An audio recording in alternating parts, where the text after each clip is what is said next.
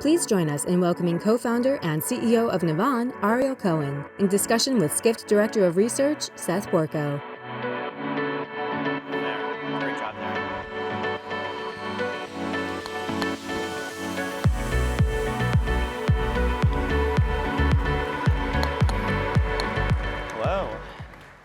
Hello, everyone. Thanks for joining us today. Thank you, Ariel, for being here. This is going to be exciting. Yeah, it's amazing. Thank you for having me. Great conference.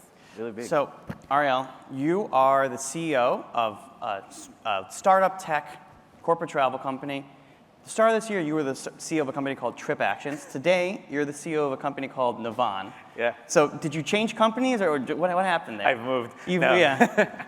No, we actually changed our name and our entire branding roughly almost a year ago. And the reason was when we started Trip Actions in 2015, we only thought about like this traveler, that frequent traveler that is going for a business trip. And over the years, we realized that there are so many needs. So first of all, there are two sides of it, the company and the employee and the traveler. And then there is payments, right? We just had Visa talking about it. So payments as you go throughout the trip, and then there is expense management, and then there is meeting and events, and there is VIP travel, and so many things. And we definitely didn't think about it back then. So we wanted a name that will be able to say, hey, this is Navan Payments, this is Navan Expense, this is Navan Travel, this is Navan Pro, and so on. And something that is very accessible. Navan, it's kind of, you can read it from both sides.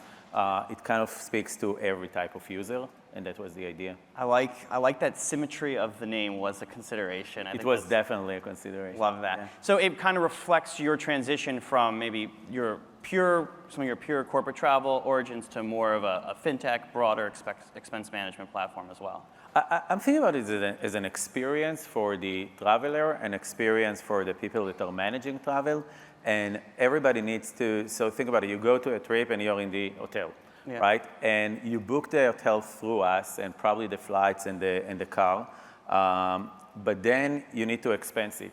And everybody here in this audience did probably itemizing a receipt, right? And it's a nightmare, like it's a waste of time. You're like sitting there and saying, that was from the minibar, that's the 3 types of taxes, that's this thing and that thing. And it doesn't make any sense because it was digital 5 minutes ago. So why kind of printing it out and doing it?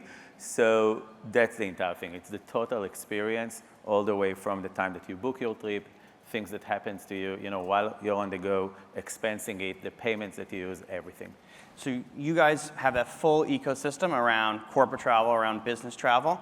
I think Mark Hoplamazian was on earlier, and he was talking about how really the travel recovery has been a leisure recovery. Business travel has lagged. You have a lot of insights into the world of business travel. Yeah. Is it coming back? Is it back? Like, what do you see happening there? First of all, I always need to separate Navan and our growth rate because we are still small and gaining market share, right? Mm-hmm. So I'm putting that on the side and kind of looking at our data team and trying to ask them on cohorts base, what do you see, right? And what we saw last year, pretty much February, March, I would say post-Omicron, travel came back, business travel came back. We saw at like 300% rate year over year, right? So like really with a vengeance. And I think it normalized, right? So in the last 6 months, it's normalized. The habits got back to much more C-level, salespeople, business development. Last year, you'd see everybody traveling, the engineering team, the product marketing team, everybody. So it's normalized. And I also think that what we see right now, you see recession. You definitely see recession. Really? Yeah. You see recession mainly in tech. And across the board, compared to what we would expect travel to be, business travel, we'd see 20% less.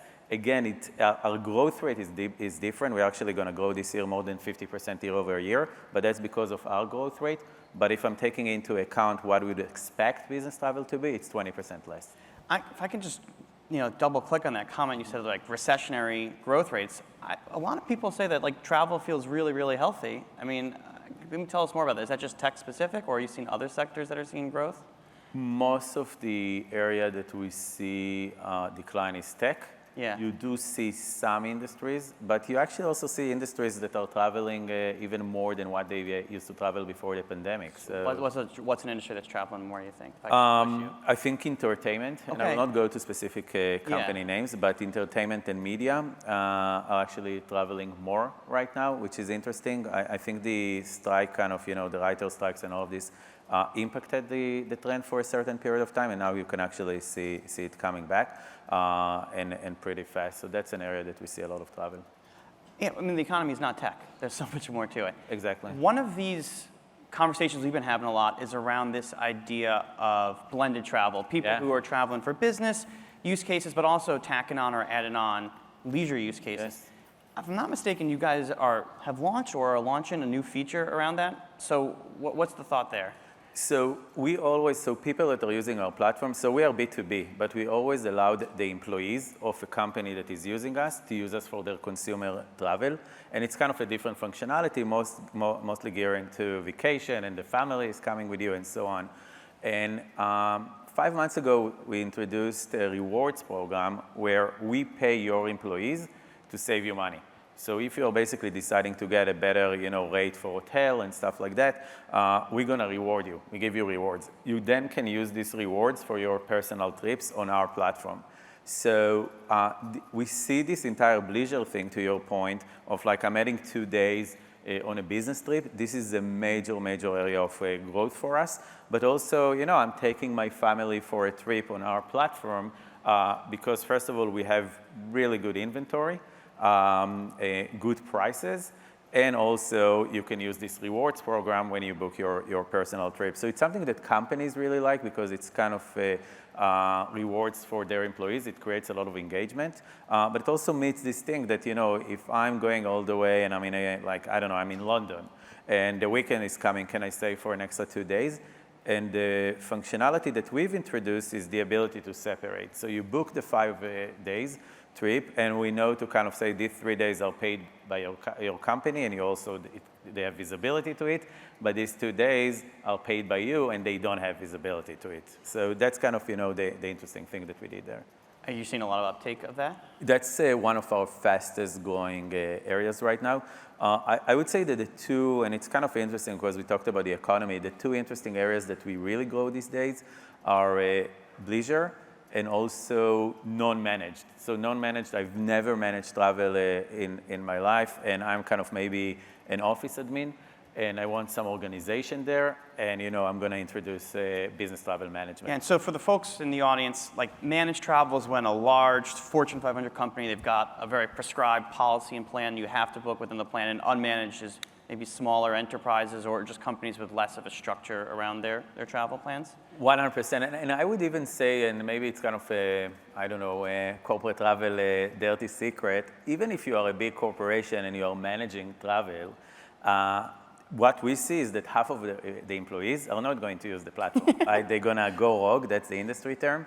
And we see it when we are converting, right? A customer that used to use, I would say, more traditional travel management company and goes to us. And you do see the 50% kind of adoption there. So it's kind of your users, your road warriors, your travelers are telling you something. We don't want to use this thing.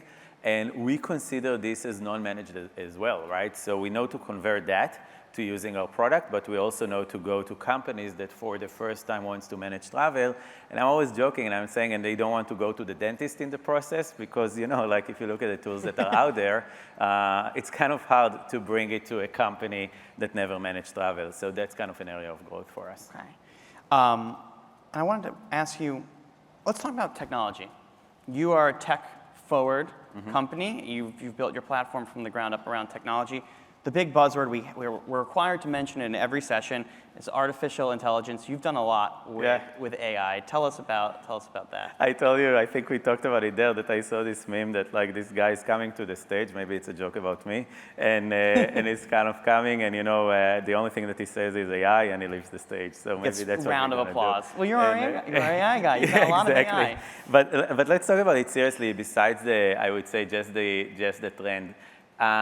So we as a company from day one, we kind of said, that people will want to look for personalization. That's why they are kind of calling to a travel agent. And they want the travel agent to know them. And from day one, since we started 8 years ago, we had a pretty big machine learning team that was kind of doing the Google thing, which is more of like we'll optimize the search results based on your past behavior. So you're likely to book the things that will show you first. So saving a lot of time. And obviously, generative AI, which is more new, is allowing you to really understanding the user, right? That's really what it allows you to do. So you can understand it on a language level, so I can understand what you want from me.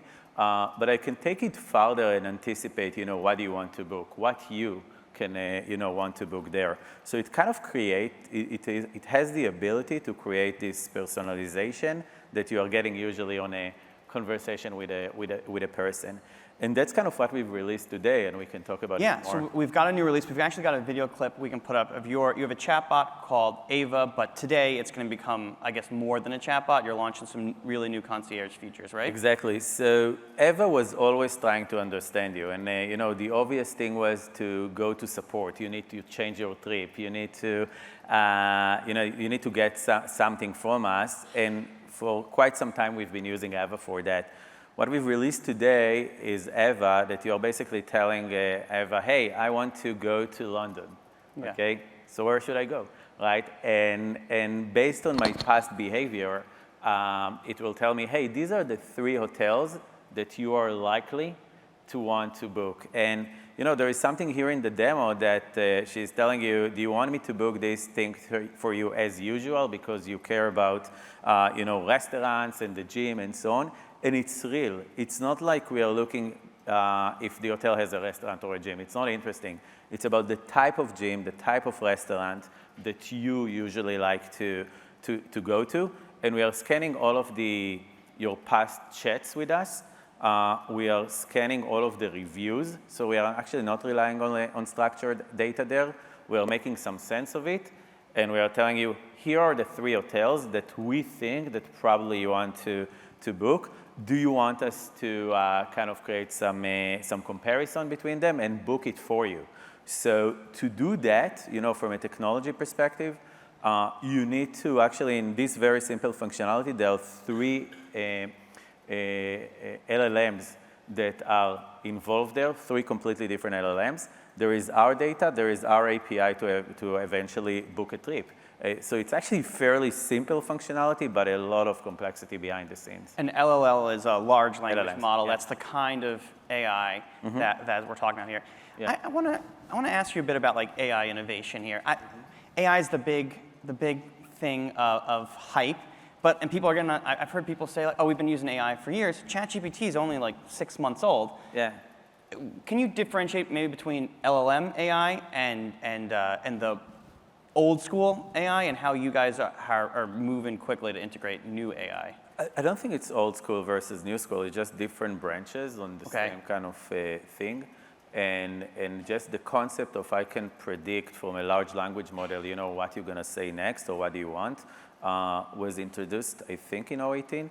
And it took some time to, by the way, interestingly enough, in Google, but they didn't do anything with it. So now it will be interesting, but it'll be interesting to see. But I think it was introduced back then, and it took some time for a real application to emerge. It's also very expensive to process a model, so again, it took some time. But you can see it; it's real. Like I can really understand what you're gonna say, right? Yeah. Or what do you want.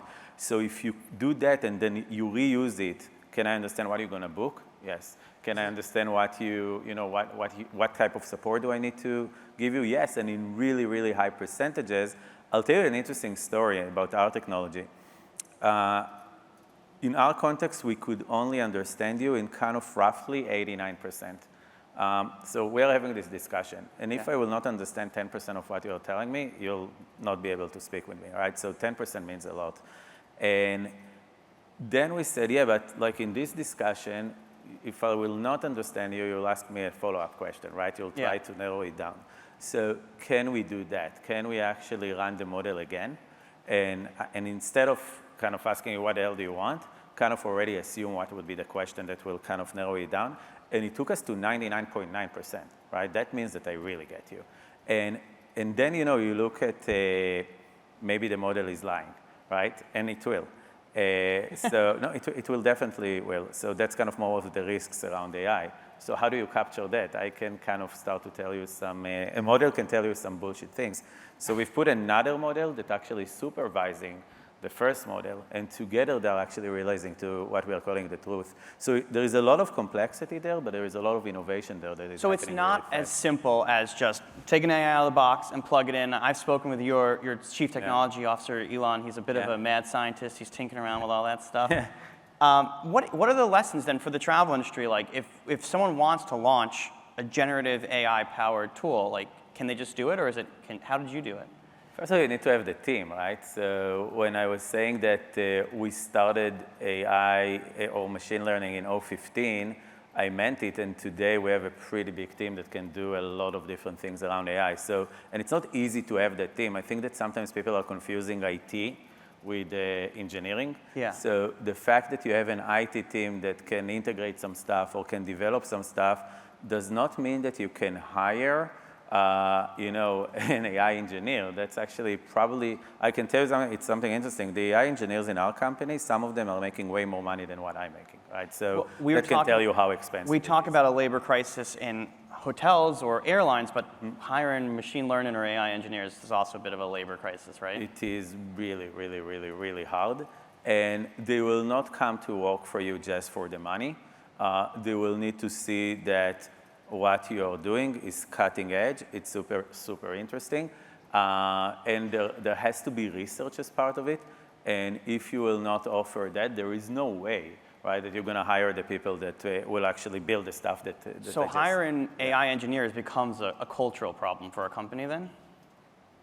It's like every time, you know, I'm kind of fairly old, so I've been around in '99 in a startup, and it's kind of, it reminds me the same thing, you know, kind of the, you know, World Wide Web was introduced, and a lot of ideas kind of came, and a lot of them were probably right back then, but there was this hype, and then, you know, it kind of went down, and then it's the environment that we see right now, which all of us are obviously using the internet. I think it's kind of the same thing, but bigger and faster, which means that definitely you'd have resources shortage, and that's what we see. How do you think about like the human piece of it? I mean, we have a lot of people, I think you talk about people, they want to talk to travel agents, they have complex problems, it's a complex industry, you have a lot of partners, things that can go wrong. Like how do you, I mean, are you worried that you're taking too much of the human element out of it? I think that any kind of technology revolution, and that's definitely a big one, change the work kind of environment, and this one for sure will change the work environment. I have no doubt about it, and it's scary, right? Because a lot of jobs will not be relevant, but I think a lot of jobs will be created. So first of all, what will happen in the future? Actually, I don't know, and I think nobody knows, but is that a big enough of a change to change what people do? I think that the answer is yes. And I'll take it to an area, you know, we've just talked about the engineers. Engineering today, where you have a good engineering team, is not done today in the same way that it was done a year ago. I'll give an example. I've talked about this engine that we've developed to go between models and APIs and so on. So let's say that I want to add, you'll ask me what's the weather in New York, okay? And let's say that I don't have any functionality that we've developed about the weather in New York. So our model will tell us, go to this API. This is the command that you need to kind of implement it, run it, okay? That's like engineering that happened on the fly in real time without an engineer, okay? To actually give you an answer for a question that we didn't anticipate. So that changes engineering, right? So let me ask you, Ariel, you're in a tough space. You're in business travel. Let's bring it back to business travel. You got a lot of incumbents, a lot of competitors. Are they going to be able to do this kind of stuff, or you think this is a real differentiator for you? I think the startups will be able to do it, and there is a lot of startups wars. I think some of the players in the consumer market, I know that you had Glenn Fogel in the morning. Yeah, we had Glenn Fogel. I'm certain that Booking can do that. I think that it comes to engineering capabilities. I think that the likelihood that the traditional corporate travel players will be able to do it, it's probably zero. No, I mean it. I think it's zero. You know, will they integrate to maybe solutions that others will build? Probably yes, but it will never give them the edge because these solutions will be available to everybody. So you cannot take a non-tech company and make it a tech company overnight because you are afraid of dying, right? And that's an issue, right? That's what will happen. So I think that that's something that will probably accelerate the change into technology and business travel. Technology, business travel, and you guys are tech company. You really consider yourself a tech company first, right? Yes. Mm-hmm. All right, I can't wait to see what technology and business travel are going to bring us in the future. Amazing. Thank you, Thank Ariel. you. Thank you.